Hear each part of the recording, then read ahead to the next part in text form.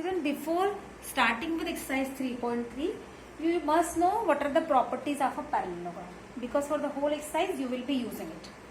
See, here I have drawn a parallelogram ABCD.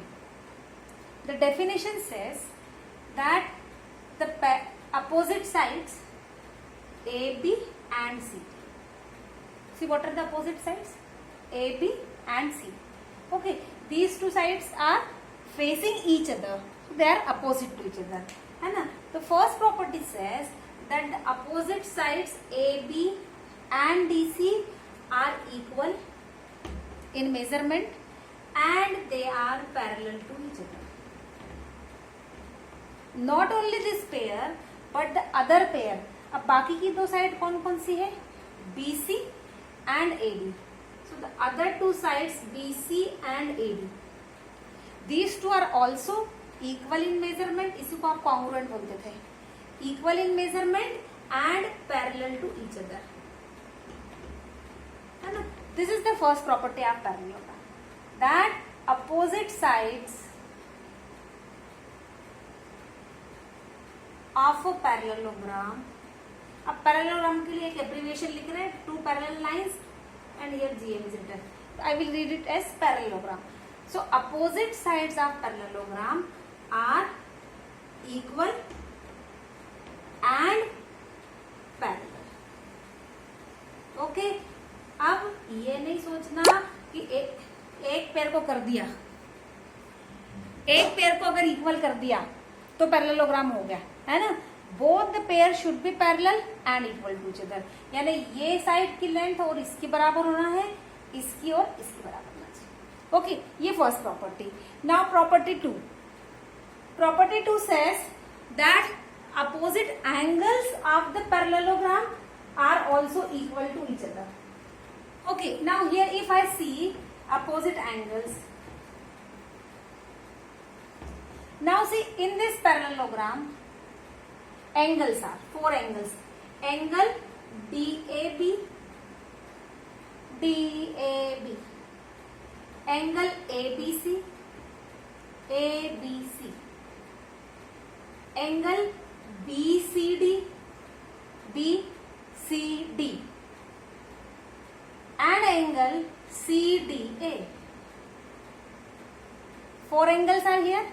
The property says that these two opposite angles, एक दूसरे के सामने वाले, will be equal in measurement. They will be congruent.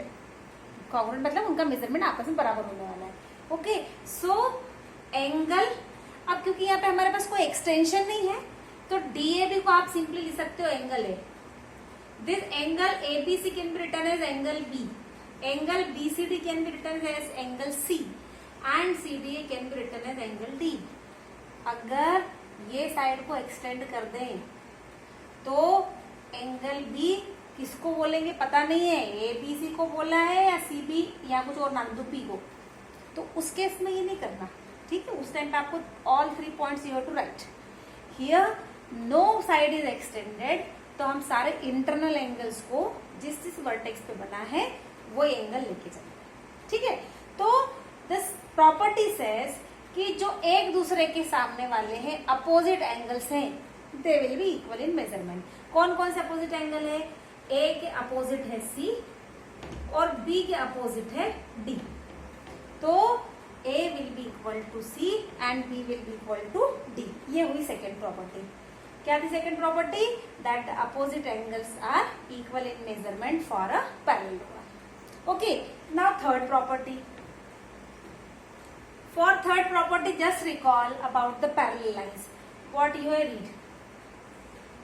ये दोनों lines parallel है, एक ट्रांसवर्सल कट कर रही है. तो जो पैरेलल लाइंस के अंदर वाले पार्ट में एंगल बने, these are called interior angles. 7 का रिकॉल कर रहे हैं. This angle, this angle, this angle and this angle. 4 interior angles are there. कौन कौन से? Angle 1, 2, 3 and 4. ये एंगल 4 है, ये एंगल 2 है. Angle 1 and angle 3. तो आप ये पढ़ के आए थे कि for two parallel lines interior angles on the same side of transversal. ये ट्रांसवर्सल 1 और 2 इसके राइट हैंड पर है, 3 और 4 दोनों लेफ्ट हैंड पर है. तो ऑन द सेम साइड देख लो भाई, 1 और 2 सेम साइड पर है, तो एंगल 1 का मेजरमेंट और एंगल 2 का जो मेजरमेंट है दोनों को प्लस करोगे तो आंसर आएगा 1. And similarly angle 3 plus angle 4 will sum 180. इसी को बोलते थे आप सप्लीमेंट्री एंगल, जिनका सम 180 होता था, है ना. सेम थिंग है. Now see this AB and CD are parallel, है ना. और ये तो डेफिनेशन है इसकी. और AD यहां पर है जो इस AB को भी कट कर रही है और CD को भी कट कर रही है, तो AD हमारी बनी ट्रांसवर्सल. अब इस ट्रांसवर्सल के राइट हैंड पे बना है एंगल D और एंगल A. अभी बोल रही हूँ एंगल D और एंगल A, अंदर वाले एंगल की बात की है क्योंकि कोई पार्ट हमने एक्सटेंड नहीं किया है. So for these two parallel lines transversal AD, angle D and angle A are the interior angles on the same side. So angle D plus angle A is 180. मतलब पैरेललोग्राम के जो adjacent angle हैं इनका सम 180 होगा. इसका मतलब वो supplementary to each other है. ऐसे ही angle B plus angle C is 1, है ना. Their sum is 180, they are supplementary to each other. Okay, this is third property. Last property is about the diagonals. Here the points are A, B, C and D. If I join the opposite points B and D, I will get one diagonal, and if I join A and C, another diagonal will be there. Property says these two diagonals bisect each other. Bisect का मतलब जो दो parts हुए हैं किसके, AC के, कौन कौन से parts हुए हैं.